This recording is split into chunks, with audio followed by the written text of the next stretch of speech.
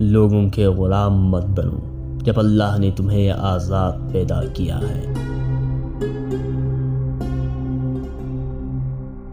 جس سے محبت کی جائے اس سے مقابلہ نہیں کیا جاتا۔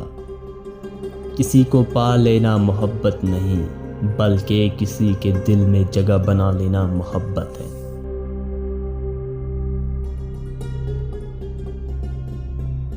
اپنا سر اونچا رکھو کہ تم کسی سے نہیں ڈرتے، لیکن اپنی نگاہیں نیچے رکھو تاکہ پتہ چلے تم ایک باعزت گھرانے سے تعلق رکھتے ہو۔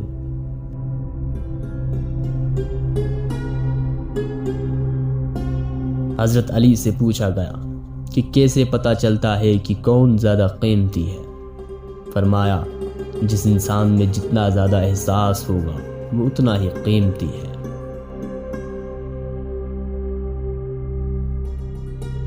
جو مجھ سے سچی محبت کرتا ہے وہ مجھے 3 مقامات پر دکھے گا، موت کے وقت، صراط پر سے گزرتے وقت، حوض کوثر کے قریب۔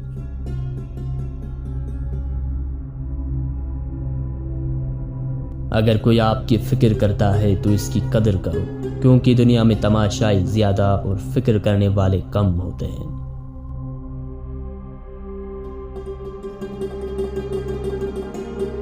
دنیا میں اگر برا وقت نہ آتا تو اپنوں میں چھپے غیر اور غیروں میں چھپے اپنے کبھی ظاہر نہ ہوتے۔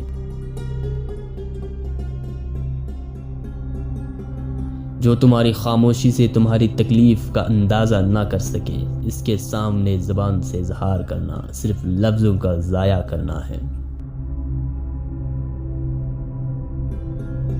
کبھی نہ گرنا کمال نہیں ہے، مگر گر کے سنبھل جانا کمال ہے۔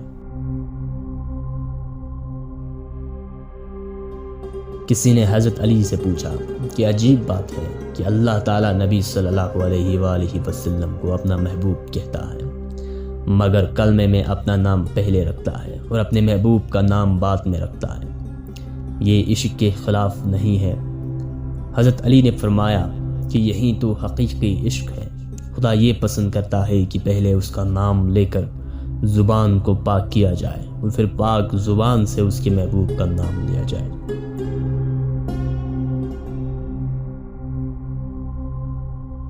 محبت کی پہلی شرط عزت ہے، اور جو عزت نہیں دے سکتا وہ سچا پیار بھی نہیں دے سکتا۔